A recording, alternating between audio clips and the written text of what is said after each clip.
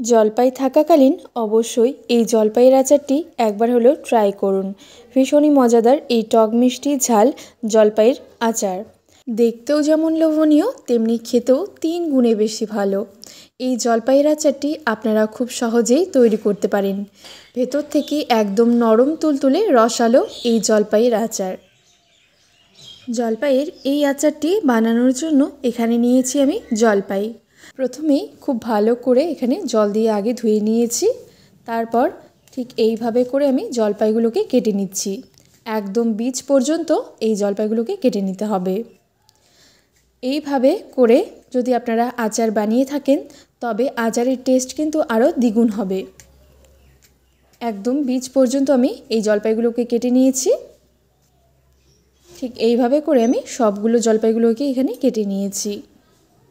এইদিকে জলপাইয়ের মশলাটি আমি তৈরি করে নিচ্ছি।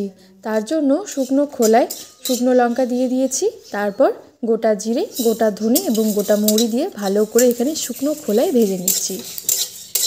মশলাগুলোকে শুকনো খোলায় ভেজে নিয়েছি। এবার এটাকে নামিয়ে নিচ্ছি। এই মশলাটাকে ঠান্ডা করে গুঁড়ো করে নেব। অন্যদিকে আমি কড়াইয়ের মধ্যে জল বসিয়ে দিয়েছি। জলের মধ্যে চিনি দিয়ে দিচ্ছি আর দিয়ে দিচ্ছি এখানে গুড়। শুধুমাত্র আপনারা চিনি অথবা শুধুমাত্র গুড় দিয়েও এই আচারটি তৈরি করতে পারেন। আজকে আমি চিনি এবং গুড় দুটোরই ব্যবহার করছি। গুড় খুব ভালো করে গলিয়ে নিয়েছি এখানে। এইবার এই গুড়টাকে নামিয়ে নিয়ে এটাকে ছাঁকনি করে নিচ্ছি। যেহেতু গুড়ের মধ্যে অনেক সময় নুড়ি কাকড় থেকে থাকে সেই কারণে এটাকে একটু ছাঁকনি করে নিচ্ছি। এইবার এই ছেঁকে নেওয়া গুড়টাকে কড়াইয়ের মধ্যে দিয়ে দিচ্ছি আর কেটে রাখা জলপাইগুলো এর মধ্যে এবার দিয়ে দেব।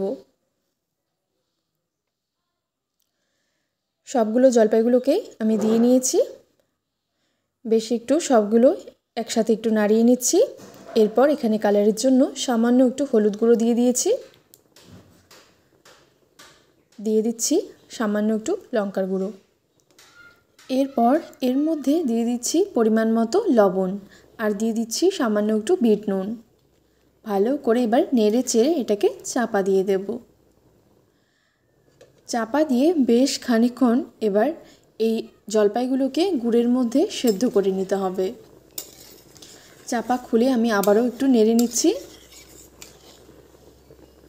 বেশ খানিকক্ষণ এবার আবারও এটাকে চাপা দিয়ে জলপাইগুলোকে গুড়ের মধ্যে আমি সেদ্ধ করে নিচ্ছি। আগের থেকে অনেকটা কিন্তু গুড় কমিয়ে গেছে আর জলপাইগুলোও কিন্তু খুব ভালো করে এখানে সেদ্ধ হয়ে যাচ্ছে।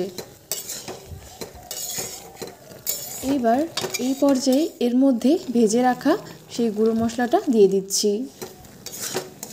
ভালো করে সব কিছুর সাথে এবার মিশিয়ে নিচ্ছি।